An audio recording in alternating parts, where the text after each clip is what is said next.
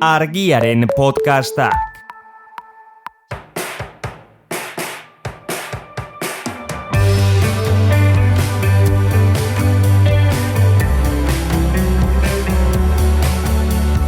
Menda bikoitza, Garbine Larrearen podcasta.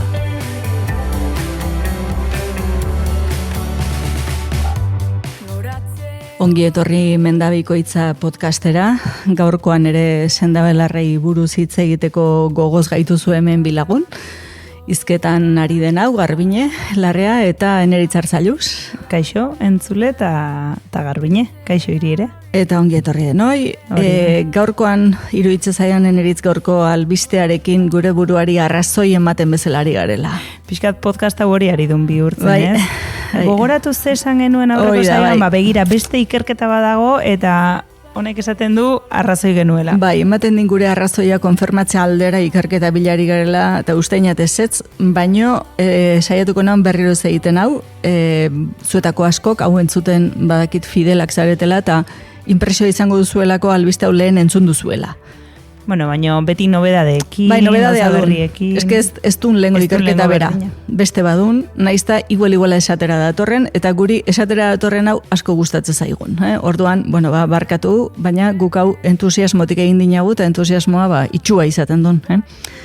Bueno, hori, gaia. Eta gero, Sendabelar gisa zuaitzei begiratuko zienagu, pinuei eta, koniferei, modu zabalean esan da, pinuari eta zedroari buruz arituko gaitun gaur, eta gomendioan ere, pinua eta zedroa, udaberri haseran, ernamuinak edo puja berriak ematen hasiko direnak, nola erabili, nola baliatu ikusiko dugu, eta gurean oso ohikoa ez den ikuspegi batetik egingo dugu lanketa hau, Eskandinavian, eta herrialde ilun, gure baino ilunago eta hotzagoetan, zuhaitz hauek nola erabili izan diren, eta gure artean baditugunez, honen inguruko gomendioak emango ditugu.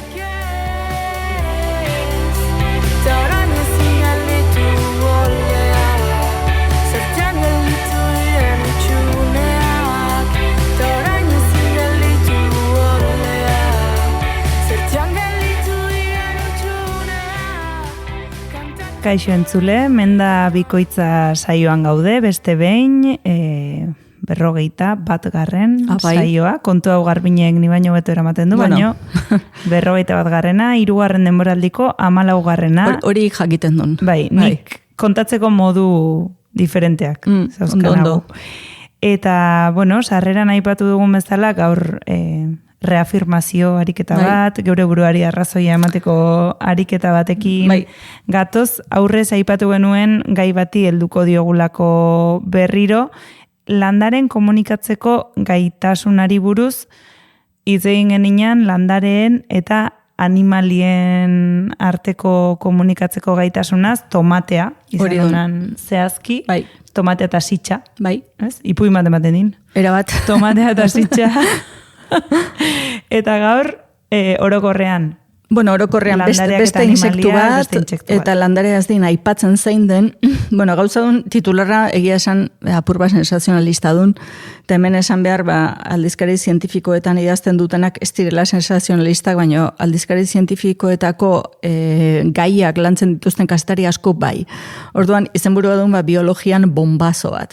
Hau ez dun bombazo bat, esaten di zientzialariek lehen aldiz frogatzen dute animaliek eta landarek komunikatzeko gaitasuna dutela, ez du lehen aldia. Guk ekarri geninean albiste hau, asko gustatu zitzaigulako, eta baita ere gure pentsamenduaren mugak puskatzen dituelako. Eta gure hainbat aurreritzi edo jakintzat ematen ditugun hainbat gai ez, landariak zer diren edo vegetal bizitzea zer den, hori puskatzen duelako. Eta niri esparru dinamiko hau, botanikaren inguruan, gertatzen ari den aldaketa hau, gure garai historiko honetan bizitzen ari garena, landarekiko begirada nola ari den eraldatzen, asko interesatzen zaidan. Sendabelarrekiko ere, hemen ez dituen sendabelarrak, baina sendabelarrekiko ere eduki izan dugulako begirada hau, eta nolabait hau konfirmatzera datorrelako, orain. Besterik gabe. Dun E-Life aldizkarian argitaratutako biologia modernoan ezagunena izan den paradigma bat puskatzera datorren albiste bat, ez? Hau da, landareak berez izaki isilak direla. Ez dutela komunikazio gaitasunik, ez? Bueno, ikerketa hau, esan berdinagu Tel Aviveko unibertsitateak egin duela, eta, bueno, bertan vegetalek ezin zehazten zein landare diren, hau jakimina zeukana eta akaso begiratuko dina zein diren, estresaren pean daudenean, eta estres hori dun hidrikoa, hau da, urik ez dutenean, ez? Bueno, gaitasuna dutela hainbat soinu emititzeko, eta gero hainbat animalikoiek entzun, interpretatu, eta horren arabera jokatzeko gaitasuna dutela.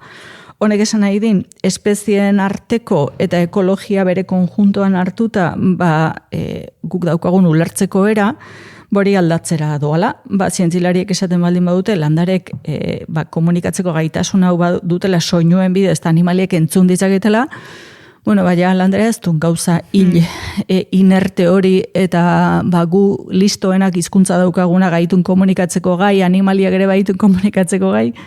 Bueno, hemen komunikazio esparrua eta hotzena zabaldu egin duen. Hoize duen albistea. Ez duen komunikazioa bakarrik, ez intentzionalitate bat sartzen dinagu, albistean jartzen din komunikatze hori biziraute bati lotuta dagoela, ez? Helburu vitala, edo, bueno, hori duen. Ez duen hitz egiten dutela eguraldiaz. Ez hori duen. Esaten din, naturan dagoen sutilena den soinuak ere, helburu vital badaukala. Hemen helburu vital hori dun, insektuaren konportamendua aldatzea, eraldatzea, berak estres horren pean, urik ez daukalako estres hidrikoaren pean dagoenean, bere burua zaurgarriago, ahulago ikusten din landareak, hor balorazio bat ziagon, eta gai dun, landare horren behar izanetatik abiatu eta insektuaren konportamendua aldatzeko, eta insektuak kaso egiten zion, da bere erabaki edun baitare, landare horri kalterik ez egitea.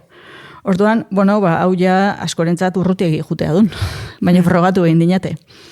Orduan, nik hemen nire laguntza behar dinat, ikerlariek esaten dinate, Josi Jobel, Dalilak Jadani ikerlariek, ze klik ultrasoniko ematen dituen landareak.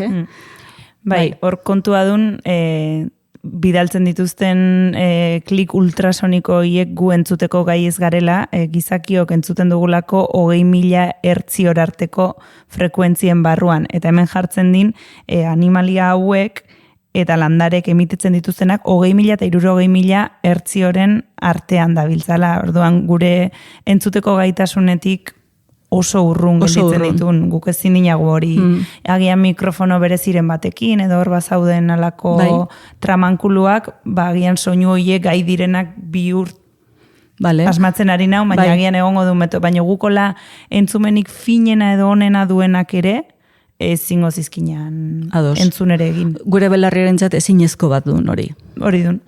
Hemen zein insektuk entzun din, Spodoptera litoralis izeneko intsektuak, eta, harrapatu egin din frekuentzia hau ez, eta bere konportamendua aldatu ere bai. Orduan, ikaipatu dunan adun, beraiek altabozak ipini izkinat landare hauen bueltan, grabazio hauek, landare estresatuen, oiu hauek jasoz, ez?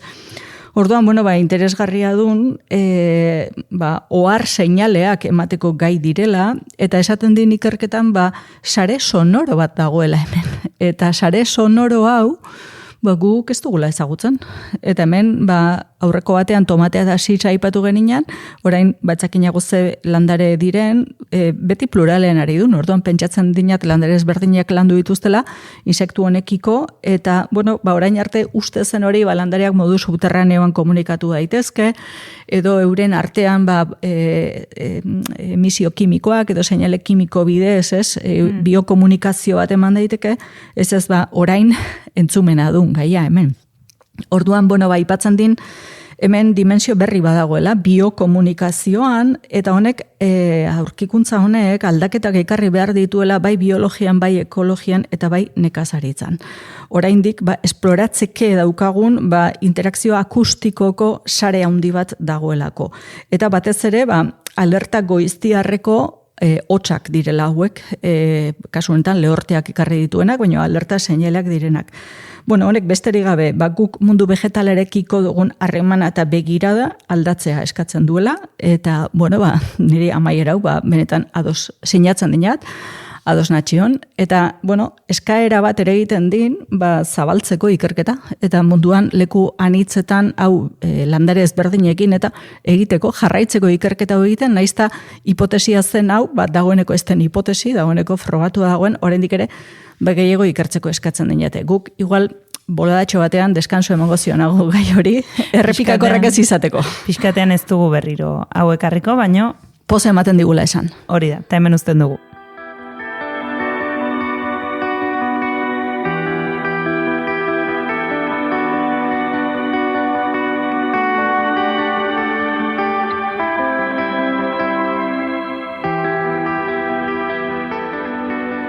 Eta gaiz guztiz aldatuta, gaurko sendabelarraren atalean bi zuaitzi buruz hitz egingo dinagu. Okerrezpanago hau ere pinuari buruz guk egin dinagu saioren bat. Bai. Zedroa agian ez. Baina izeiari pinuari buruz bai. Egin genian. Gauzadun, guk sendabelar esaten dinagu, eta ematen din zuaitz. Oidun. Goitik behera begiratuta aurkitzen direla, eta hemen ere topikoak aurkitzen dizkinagu, baina ez batzutan gora begiratu behar duen, ez? Eta, medikuntza forestala aipatzen dinate hemen, koniferetatzari gaitun, eta Euskal Herrian pinu ezberdinak ditugunez, eskura daukagun zerbait duen da, zedroak ere bai, ez? Orduan, hau beraz neguko eta biriketako sendabide bat izan dena, ikusten dinagu udaberri hasieran, puntak berritzen hasten zaizkiola, ernamuinak, pujak, begia botatzen hasten dela, eta justu hoiekin lan egin dezakegula. Bai infusiotarako, bai ukendutarako, bai arnaz hartzeko lurrunak egiteko, orduan, hori aipatzera guaztin. Eta gero, artikuluak aipatzen dizkien, niretzat interesgarria dian kontzeptu batzuk, ja ez direnak medikuntzakoak bakarrik, gora animikoa zari duen, eta, aintzat hartzakoak ditu niretzat, hau bere jatorria ikusita badelako pinu ugari dagoen lurraldekoa, baina baita ere negu gogorrak, ilunak eta luzeak izaten dituen parajetako medikuntza mota bat dela. Eta honek ematen zigun aukera hitz egiteko neguaz, neguko, ez? Neguan gorputza nola dagoen, udaberrirako sarreraz, hor nola prestatu, nola erreakzionatzen duen animoak, gorputzak. Tarteko hori, ez? Ez dena ez neguta ez udaberri. Trantzizio... Bai, hori duen, bi egunean eguzkia atera eta ja udaberria bertan dugulakoan, da gero atzera egiten den horrek. Bai, atzera aurrera, ibiltze badun pixkat, azken aldian udaberrirako sarrera. Bai, eta Euskal Herrian udaberria esaten dugunean askotan udatik oso gutxi din, eta negutik din desente. Bai ezetasun aldetik eta bai temperatura aldetik. Orduan, niretzat ez ziagon bat ere gaizki ekarria, hauen sendabelarra hauen, sendazu haitza hauen, ahalmena, ez? Kontua duen, beti irudi bat zeukenagun negukoa, eta duen, nik uste dinat hemen benetan poesia kalte egiten duela, poesiatik pentsatuta, Hau da, negua da, arbolek ostoa galtzen dituzte, eta soil gelditzen dira darrak, eta, hori bazeukanago oso sartu, oso errotua, bai ipuien bidez, eta bai kantuen bidez ere, baino beti zeuden salbuespenak, natural. Absolutuetan hitz egiteak arriskuri ekartzen den. Hori ez du horrela, pinuen, izeien, zedroen, eta beste hainbat koniferaren kasuan ipuruak, aipatzea zeuzkanagu beste batzuk ere. Kontua dun, hauen erretxina lurrerantz behera etortzen dela, baina hauek osto iraunkorrekoak direla. Eta ostaje horri esker, hoien barruan, babesa eta amparo aurkitzen dutela, adibidez txantxangorriek, txepetxek, hemen baziagon hainbat jenderen aldetik Euskal Herrian pinufobia bat, eta nik ulertzen dinat, landare, arbola bakarraren monokultiboa ez dugula sustatu behar, baina ni pinua maite izkinat. Eta hemen garbi geldituko duen, ez? Artikuluak aipatzen din resilientzia berdea. Zergatik. Landareoak ez dinaten neguaren kontra egiten, neguko oztasun hortan, neguaren gogortasun hortan, integratzen asmatu egiten dinate. Eta aldi berian, negurako botikin handi baditun. Zergatik, guk bereziki arnasbidetatik sufritzen dugulako neguan, eta hori indartzeko, sekulako gaitasuna dutelako, ez? Bueno, hemen ikusten duen hauen ostoek, eta orain udaberrian berritzen hastean izerdi berria botako dutenak, eta, bueno, olio esentzial, arnasean zabaltzen direnak, airean zabaltzen direnak, volatilak dituztela, tor pinenoa, limonenoa, hau da, hainbat molekula daudela, arnastu ditzakegunak. Orduan, begira ion, basora joan da arnastea, ja badun terapeutikoa. Osea, ez zagon bildu eta erabili beharrik. Hori ere bai, baina hori aukera badu, baina ja arnaste hutsak edo bera hor egote hutsak io hartu gabe. Bai. Hori dun. Ja ari dun iregan eragin hori egiten. Gero, erretxina hauek, gakoa erretxina dun nunbait, eta gaitasun antimikrobiana din, mikrobianoa C vitamina kopuru handi bat, mukia kanporatzekoa, baina baita ere dun aromatiko bronkodilatatzaile bat. Hau da, arnas odiak irekitzen laguntzen duena. Orduan, zer ikusten duen, arnasari berezik laguntzen diola, mukia kanporatzen laguntzen duela, sistema inmunea apur bat, ez gehiagi, baina apur bat estimulatzen ere bai, baina batez ere neguko astuntasun hori baztertzen laguntzen duela. Eta astuntasuna hitz egitean, ari gaitun fisikoaz eta emozionalaz. Orduan, bueno, hau niretzat baliabide oso interesgarri badu. Batez ere, baldin badukan kongestioa, astuntasuna, vitalitate baxua, ez alperrik udaberrian kontzeptu bat zeukanagu, astenia hitza, udaberreko astenia, eta astenia bat duen anemia baten ezaugarria dituena, baina burdin maila normalekin, hau da, nik ez daukat berez paperean analitikan anemiarik, baina funtzionalki bai, hau da, neke oso errotutako bat. Nire batek behin izan zianan dinosaurio gorputza sentitzen zuela. Guk berunezko gorputz termina biltzen dinagu. Deira. Lagun batek ibiltzen dinazko, berunezko... Bai, hemen aipatzen din, eta tradizio kultura nordikoetako tradizioa dun, baldin badaukan, beraientzako negu astuntasun hau, eta urtaroak dakarren tristura hau, berdin zion egutegiko zein egun den, hor, jotzea hauetara, ez? Eta nola erabili? Xamurrena dun, begi hauek, punta hauek, moztu ez gehiegi, mesedez, osea ez detagun suntxitu arbola, jungaitezen arbola asko duen leku batetara, arbolak azegin behar du, eta adarrak jarraitu behar du bizitzen, orduan ez bat, erabat moztu, eta ez egin alako kalterik, selektiboak izan gaitezen, hori lehortu leku ilun batean, eta horren infusio hartzea. Eta horren infusio hartzea, ja badun eragin hori izateko gai. Eta bi eratara esaten din, porque infusio egina daukananean arnasten ari gaiz, eta arnasan bidez ja molekula horiek ire barrura sartzen ari ditun, inhalazio bidez, baina baita ere ari gaiz edaten. Eta gero, bainu hartu nahi badun edo lur arnasak egin nahi baldin baditun honenak, lurrunak, baina lurrunak egoera fisikoa, hau da ire gaitasun, biriketako gaitasuna hobetzeko, baina baita ire egoera animikoari, aldarteari eragiteko, hori ere baziagon egitea. Orduan, infusio zitrikoa dun, erretxintxua dun, eta zentzumenentzat oso atsegina, nik oso gustora hartzen dinat, Goxoa dun. Goxoa dun, eta leku askotan egiten duen nahaztu intxusalorearekin, edo laranja azal lehorrarekin, anis izarrarekin ere bai, olako gauzak egiten ditun, Eta zedroari buruz, apur bat ez ezagunagoa dena, ia gauza bera esatea zeukanagu, baina kasu honetan egiten din sistema linfatikoan, alako, badin sistema linfatikoaren drainatze hortan, impactu bat. Orduan, askorentzat dun, bereziki garbitze efektu hortan, interesgarria, ez?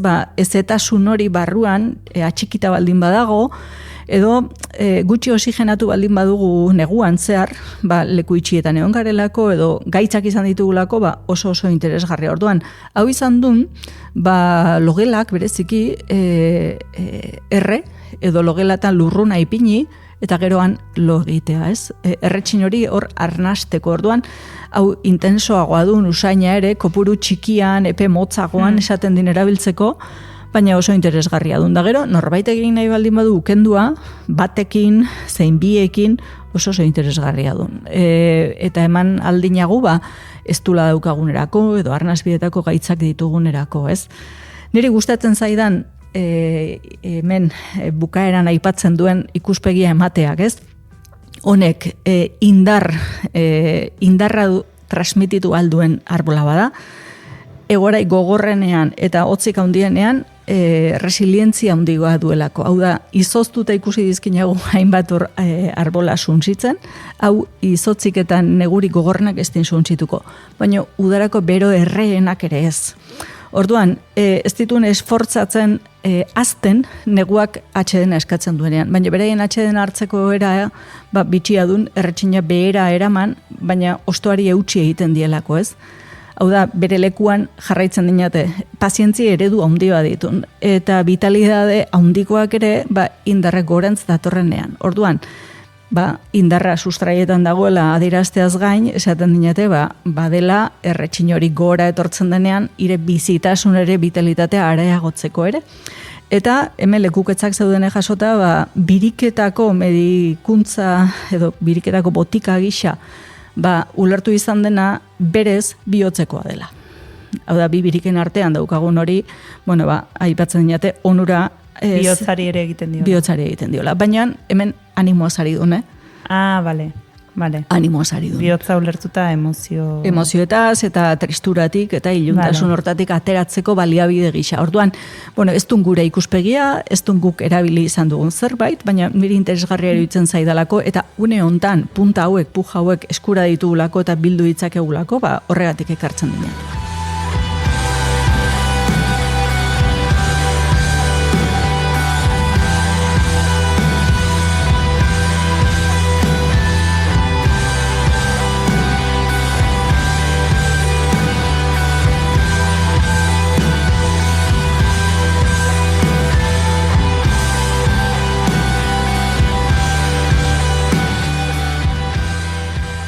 Aurreratu dinagu, izeia, pinua eta zedroa, aipatu duen, infusiotan hartzea posible dela, baina aipatu izkinagu arnasketak, lurrunak, etzakinat gomendioa pixkat nundik nora... Begira, ingo dinagu, nik uste dinat, behin biltzera guazenean kimatzeko guraize batekin joan, ez hasi adarri tiraka eta adarrak puskatzen dola mesedez. Orduan, kimaketa egiten dugunean, politadun bi erabilera ateratzea, ez? Nik noski bat infusiotarako jasoko niken, eta beste bat egingo niken ukendutarako. Eta hartara, gaixoaldia baldin badugu, bietara erabiltzea daukagu, baina baita ere animo gora berak baldin baditugu bietara daukagu erabiltzea, ez? Erabilera topikoa, azalean egingo genukena, baina infusiorako ere prestuztea. Orduan, hau behin mozten dugunean, punta txikiak, berdeenak edo berriak diren begi hoiek, ernamuin hoiek nik moztu egingo nizkiken, edo hoiek aparte lehortu infusiotarako. Esango dinator, erretxin gehiago dagoela, pixka selektoagoa dela, ez? Eta hori, agian askorentzat trinko egia izango duen, batematek esan zidana, berarentzat pixka bat ambientadore kutsu hartzen ziola. Igual hortara gauden ohituta, edo pasauden ambientadore deixente, ez? Pinu, usainekoak. Uste dinat hau gauza zarrunoa dela, ez? Lehenko gauza bat. Orain ez dinat, lavanda eta orain gehiago ditu, ez? Hori gehiago lotzen dinatik nire osaba baten kotxe zahar batekin, pinu formakoa. Pinu usai zaharrekin bezala lotzen dinat. Baina, bazion jende asoziazio hori egin dezaken orduan, nola hori ere importantea den, horrek zaildu egiten duelako infusio edatea, lehen esan dudan hori egingo niken. Hau da, laranja ekologikoa, hau da, argizaririk gabeko laranja baten azalak lehortu, ez parte zuria, baizik gaineko azal hori, bizkotxoari railatuta ipintzen diogun hori aromagatik, hori labanara batekin moztu, kontuz, eta hori gehitu ez, horrek emango zion baita, beste gozotasun bat, aroma oso goxoa, eta propietateak, hori interesgarria duen, behazunaren zat, zitrikoen azalak, depuratzaile hepatobiliarrak ditun. Eta gero, zeukanago anixi izarra jartzea. Anixi izarrerako anixak gozotasuna ematen zion, hau ere interesgarria duen arnasbidetarako, orduan, hiru hauek, pinuaren punta, izeiarenak edo zedroarenak nahiko trinkoak direnez, irakin puntu bat eman berzionago. Nik ingo nizkiken hirurak lehortu, laranja norberak erosi eta lehortzen ipini baita ere, anix izarra erosi, kopuru berean ahaztu, eta infusio hori eduki, prestatua, neguan edateko. Neguan edateko gaixo gaudenean, baina neguan edateko baita ere, animoz patxal gabiltzenean. Edo erdi itzalita. Pizteko, pixka pizteko. Esango niken baietz. Eta aukera ematea horri, nahi izatera goizean bara horik, nahi izatera lanera eraman, edo oherakoan edateko. Hau da, arnasbideak irikitzea eta ondo oxigenatzea, beti eskertuko dinagun gauza badun, ez? Batez ere, kanpoan gutxiago baldin bagabiltza, edo kanpoan hotza eta ezetasuna baldin baditugu, hori interesgarria duen, ez? Oxigenazio egoki bat izateak, gure burmuinean ere badulako inpaktu bat. Orduan, hoiek urtebete batean ondo egongo ditun lata batean, ondo lehortuta, orduan nik hori lehenengo aukera infusiotarako ipiniko niken. Ta hemen norbetek duda baldin badu, hau da, pinu eta izaian ahastuko nituzke edo zedro ere bai egin. Hau da, gero askotan mingainak ez din jakiten zein den gehien gustatzaidan edo, baina ikuste baitugu mendira basora joan da bat baino gehiago, nik egingo niken, hori.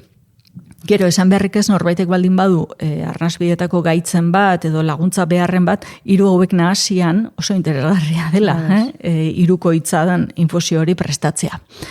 Eta punta horiek behin kenduta, gaineratzeko ostoetan ere erretxina badagoenez, horiek txiki egiten ditun, kimatzeko guraize horrekin, eta nikingo niken oliotan ipini, zedroa eta pinua elkarrekin, izaia aurkitu ezkero ere bai, temen, norbaitek eskura baldin baditu erromeroa, edo ezkaia bezalako sendabelarrak, freskuak, horiek ere ipini, eta hau berdetan egiten duen.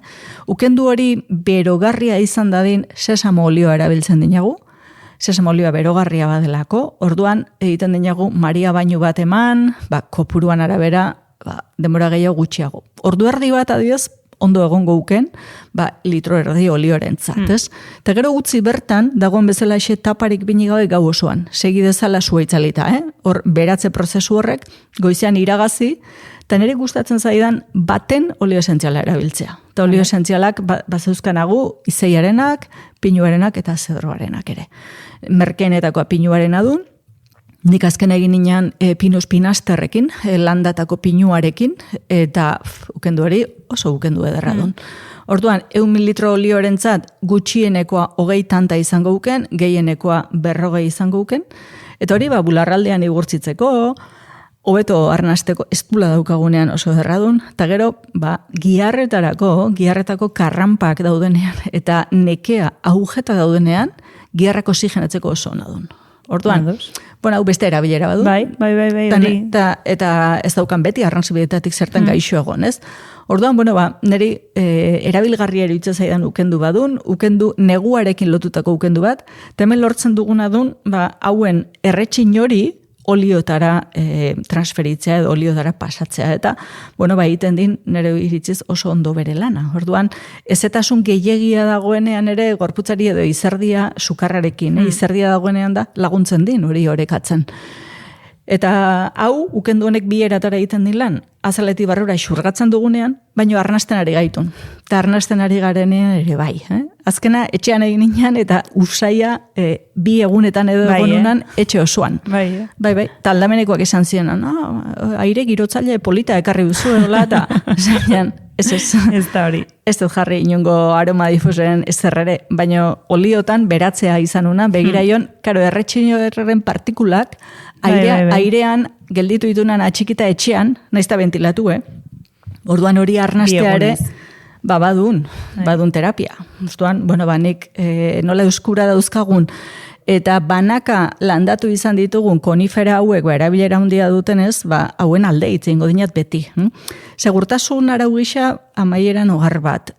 Kontu zoile bardinagu aginarekin. Agina taxus bakata, toksikoa dun, eta ezin dinagu erabili ukendutarako. Orduan, nola bere iztu? Hemen askotan esan izan dinat ez usteko hau telefonoaren esku, Plantnet edo Google Lens eta aplikazioen esku ez usteko, nik urte hauetan ikastaroak ematen bi istripu izan dizkinagu, eta bietan agina erabilita izan duen ukendua, eta ukendu horrek ez din baliorik, eta gainera potentzial toksikoa kaltegarria izan din, bietan telefonoak indako identifikazio oker batengatik izan du. Telefonoak esan da izeia zela, izeia etzena, ez? Bai, agina zena. Orduan, aginak nola hemen baditugun mendietan, basoetan, nola lora zaintzan ere erabiltzen den, eta hainbat lorategietan baditugun, eta hirietan bauden aginak, jende askok ostorik galtzen ez duena, eta berde iluna ikusten duenean pentsatzen din pinua dela. Hore, pinua dela, izaia dela, jakintzen zer pentsatzen duen. Baina, erabiltzea pentsatzen din, eta ez din erabili behar. Orduan, Nola bere izten duen? Bueno, taxonomia dun bat, begiratu egiten dion adarrari, baina horrez du nahi erresa, askok, adibidez, Douglas izaiarekin nahastea nahiko, arrunta den konfusioa du nau. Nola egiten duen? Biraik, hartu eskuekin estutu, ahora nik eraman izan dinat, eta ik pinua den, edo konifera den edo zein, konifera esan nahi dinat limonenoa duen edo zein, eta pinenoa, hauan sartzen baldin badun, sekulako zapore eta usain esplosioa dunez. Eta aginak hori ez zeukan. Ez zeukan zaporerik. Ez zeukan usairik eta zeukan adun toksizidadea. Orduan ningo din gorritasun pixkatera egin da azkure pixka bat utzi. Vale. Orduan, eskuekin, ondo zanpatuta erretxin hori askatu egiten duen pinuen kasuan, eskuetan pegatuta gelditzen zain eta usai hori nabarmena duen denok identifikatzen dinagu, hori egin, zalantza duenak. Eta, nik uste dinat hori jende askori erakutsi izan zionagu, eta ez duen istripuri gertatu, baina itxuan telefonoarekin konfidatzen baldin badugu aplikazioekin, istripuak ikuste izkinagu. Fidatu zure buruaz, eta ezain beste telefonoaz. Bai, eta inteligentzia artifizialaz baino naturalaz fida zaite gehiago. Inteligentzia naturalaren aldeko aldarri honekin, utziko dinago gaurko saioa hemen, gogoratu edo zein ekarpen, gai proposamen, edozein kontutxo kontatu nahi diguzuela, mendabikoitza@argia.eus helbidera idatzi dezakezuela, eta gure gaurko saioa eta gainontzeko guztiak argia.eus eta bizibaratzea.eus atarietan topatuko dituzuela. Gu hemendik bi astera itzuliko garala, gai berri batekin eta gomendio gehiagorekin. Hori da. Argiaren podcastak. Podcast hau libre eta doan zabaldezakegu Argiaren komunitatea osatzen duten milaka lagunek proiektua diruz babesten dutelako. Zuk ere kazetaritza independentea babestu nahi baduzu, egin Argiako kide.